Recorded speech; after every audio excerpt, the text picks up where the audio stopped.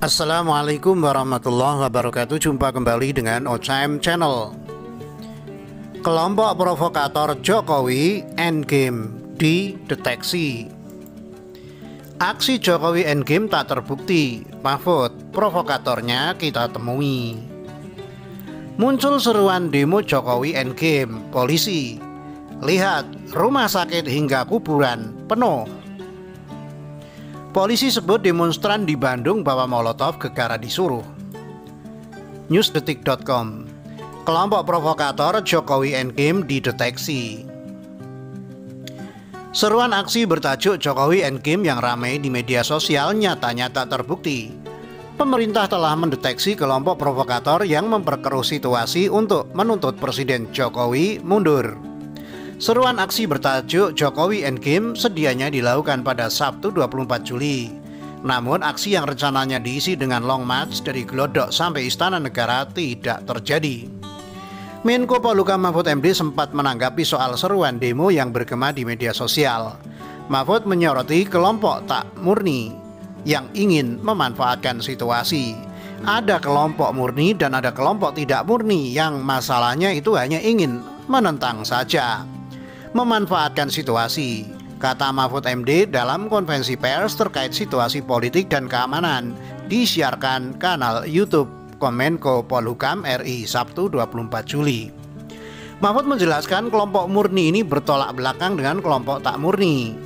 Kelompok murni ini menyerukan aspirasi karena mereka terdampak kebijakan pandemi COVID-19, sedangkan kelompok tidak murni menyerukan provokasi untuk menyerang pemerintah. Apapun yang diputuskan pemerintah itu diserang. Ada yang seperti itu. Kita harus hati-hati karena kelompok yang seperti ini kelompok yang tidak murni, selalu provokasi dan menyatakan kebijakan pemerintah selalu salah, kata Mahfud.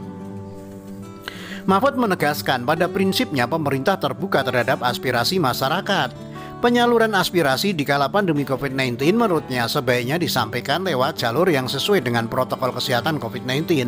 Seperti misalnya melalui virtual meeting, webinar, dialog-dialog di televisi, happening art yang menjaga protokol kesehatan, melalui media sosial, dan sebagainya, kata Mahfud.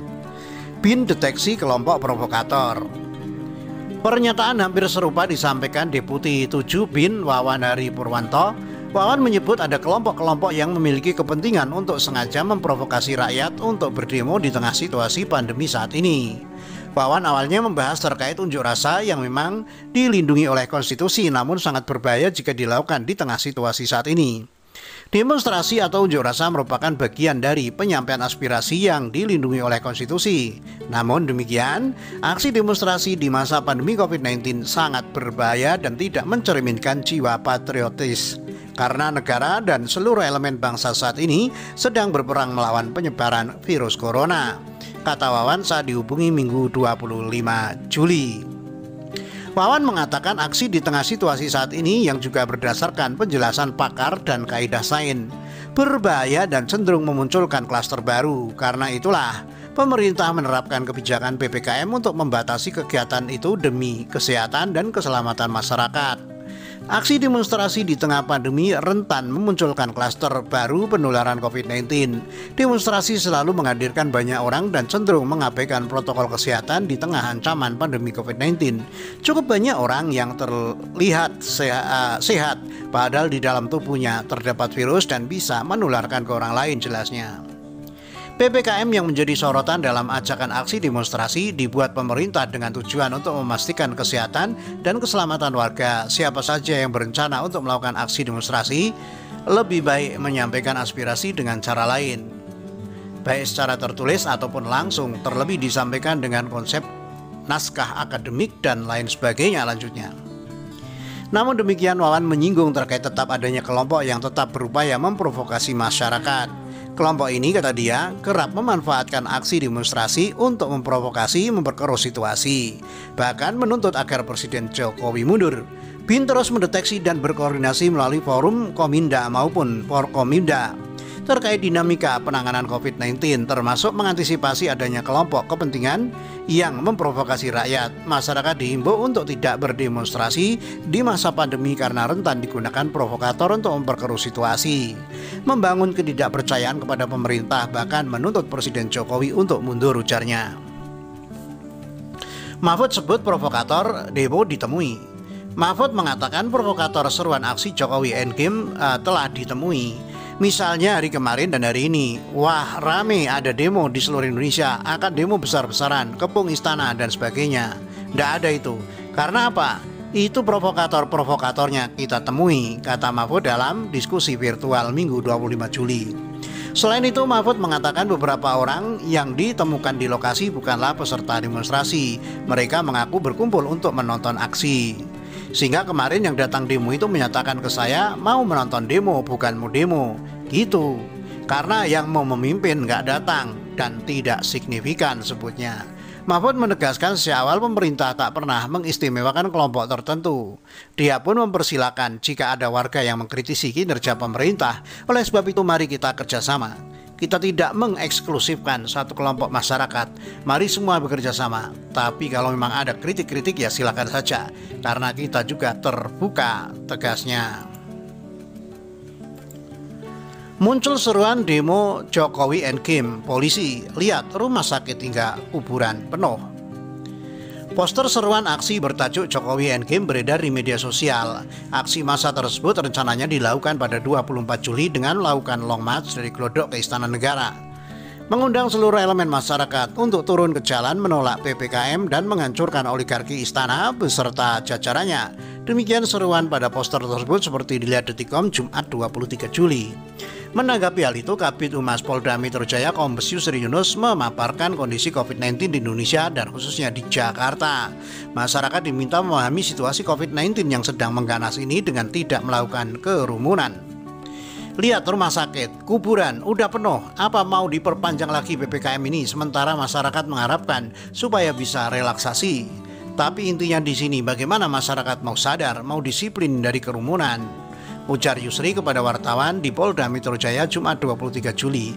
Yusri kemudian menjelaskan terkait kebijakan pemerintah melakukan PPKM level 4 untuk mencegah penyebaran COVID-19 semakin luas. Harapannya setelah PPKM level 4 selesai, angka COVID menurun sehingga pemerintah melakukan relaksasi.